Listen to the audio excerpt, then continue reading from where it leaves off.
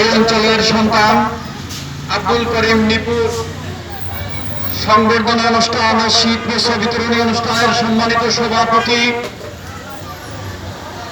আমার রাজনৈতিক শিক্ষক, বাংলাদেশ জাতীয়তাবাদী দল বিএনপি কুলাউড়া উপজেলা শাখার সাবেক সহসভাপতি, ৮ নং রাউতগাঁও ইউনিয়ন পরিষদের বারবার নির্বাচিত চেয়ারম্যান জনাব আব্দুল জলিল জামাল উপস্থিত রয়েছেন। আজকের এই অনুষ্ঠানের প্রধান অতিথি বাংলাদেশ জাতীয়তাবাদী দল বিএনপি কুলাউড়া উপজেলা শাখার সংগ্রামী সাধারণ সম্পাদক, সাবেক ছাত্রনেতা, যার পরিবার জাতীয়তাবাদী দলের স্বেচ্ছা প্রেমিক, যার পিতা আমাদের দলের নেতা ছিলেন, সেই জননেতা জনাব শামীম আহমেদ চৌধুরী উপস্থিত রয়েছেন। আজকের অনুষ্ঠানের বিশেষ অতিথি জাতীয়তাবাদী দল বিএনপি কুলাউড়া উপজেলা শাখার সাংগঠনিক সম্পাদক দেলওয়ার হোসেন উপস্থিত আছেন। রাউতগাঁও ইউনিয়ন বিএনপির সভাপতি আব্দুর রব চৌধুরী, যুবদলের সভাপতি খালেদ, রাউতগাঁও ইউনিয়ন বিএনপির সাধারণ সম্পাদক, যার সুদক্ষ পরিচালনায় আজকের এই অনুষ্ঠান অনুষ্ঠিত হচ্ছে, বন্ধুবর আব্দুল মুহিত চৌধুরী রিপন উপস্থিত। রাউতগাঁও ইউনিয়ন ছাত্র দলের সাবেক সভাপতি আব্দুল হক চৌধুরী কামরুল উপস্থিত। রাউতগাঁও ইউনিয়ন যুব দলের সভাপতি খালেদ, সাধারণ সম্পাদক জিবলু উপস্থিত রয়েছেন। রাউতগাঁও ইউনিয়ন যুব দলের সাবেক সভাপতি, সাবেক ছাত্রনেতা হাবিবুর রহমান খয়াজ উপস্থিত। জাতীয়তাবাদী ছাত্রদল রাউতগাঁও ইউনিয়ন শাখার সাবেক সাংগঠনিক সম্পাদক মুজিব খান সহ বিভিন্ন পর্যায়ের নেতৃবৃন্দ। বক্তব্যের প্রথমে জাতীয়তাবাদী স্বেচ্ছাসেবক দল কেন্দ্রীয় সংসদের পক্ষ থেকে এবং আমি আমার ব্যক্তিগত পক্ষ থেকে জানাই আন্তরিক শুভেচ্ছা অভিনন্দন। সম্মানিত উপস্থিতি, বক্তব্যের প্রথমে অত্যন্ত গভীর শ্রদ্ধা চিত্তে স্মরণ করছি মহান স্বাধীনতার ঘোষক শহীদ রাষ্ট্রপতি জিয়াউর রহমানকে, যিনি বাংলাদেশের স্বাধীনতার ঘোষণা করেছিলেন এবং বাংলাদেশ জাতীয়তাবাদী দল গঠন করেছিলেন বলে বাঙালি জাতি একটি ভালো দলের ছায়াতলে এখনো আমরা আছি। সম্মানিত উপস্থিতি, বিগত 15 থেকে 17 বছর অনেক গুমের পরেও জাতীয়তাবাদী দলের কোনো কিছু হয় নাই এবং জাতীয়তাবাদী দলের একজন কর্মী আওয়ামী লীগে যোগদান করে নাই।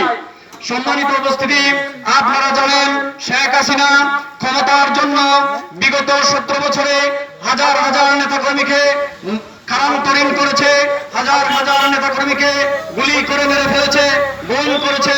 বৃহত্তর সিলেটের কৃতি সন্তান ইলিয়াস আলীকে আমরা হারিয়েছি, আজও ফিরে পাইনি।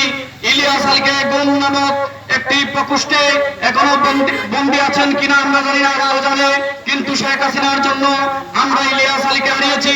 এইরকম শত সহস্র আমাদের দলের নেতৃবৃন্দকে আমরা হারিয়ে ফেলছি এবং অনেকে এখন আছে পঙ্গুত্ব বরণ করেছে। বন্ধুগণ, শেখ হাসিনা ক্ষমতা এবং টাকার লোভে আপনারা জানেন তারিক এশিয়ার সাবেক উপদেষ্টা সালমান এফ রহমান বলেছে শেখ হাসিনা এবং তার পরিবাররা কি বলতো, সচিবদেরকে বড় বড় প্রজেক্ট দেন তাহলে আমরা কমিশন পাবো। শেখ হাসিনা 85,000 কোটি টাকা লুণ্ঠন করে বিভিন্ন দেশে প্রচার করেছে এবং বাংলাদেশের ব্যাংক থেকে শুরু করে প্রত্যেক প্রতিষ্ঠান ঠুকরা করে দিয়েছে। এরপরে যদি কোন বিবেকবান মানুষ আওয়ামী লীগ করতে চায় তাহলে তো আর কিছু বলার নেই। আওয়ামী লীগ করার কারণে আজকে দেখেন পৃথিবীর ইতিহাসে শুধু বাংলাদেশ নয়, পৃথিবীর এমন কোন দেশ নেই যে দেশের এমপি মন্ত্রী থেকে শুরু করে মসজিদের ইমাম যারা আওয়ামী লীগ করত তারা পালিয়ে গেছে। এর কারণ কি? এর একমাত্র কারণ অত্যাচারের মাত্রা অতিরিক্ত হয়ে গেছে এবং লুণ্ঠনের মাত্রা অতিরিক্ত হয়ে গেছিল। বক্তব্য দীর্ঘায়িত করবো না, শামীম ভাই বক্তব্য রাখবেন, অন্যান্য নেতৃবৃন্দ মূল্যবান বক্তব্য রাখবেন। শুধু বলতে চাই 5ই আগস্ট বা জুলাই আন্দোলন নিয়ে অনেকে অনেক বাড়াবাড়ি করে। বন্ধুগণ, এই ছাত্র আন্দোলন প্রথম কোটা আন্দোলন শুরু করেছিল, কিন্তু এরপরই আমাদের নেতা, যিনি আমাদের থেকে হাজার হাজার মাইল দূরে রয়েছেন, তিনি বিভিন্নভাবে বিভিন্ন নেতৃবৃন্দের সাথে যারা কোটা আন্দোলনে জড়িত ছিল তাদের সাথে যোগাযোগ করে এক দফা আন্দোলনে রূপান্তরিত করেছিলেন। সেই এক দফা আন্দোলনই শেখ হাসিনার পালিয়ে যাওয়ার পথ ত্বরান্বিত করেছিল। তাই আমরা মনে করি আমরা আগামীতে দেশ ও জাতির তারেক রহমানের নেতৃত্বে দেশ ও জাতিকে সূক্ষ্মভাবে সেবা এবং পরিচালনা করে যাব।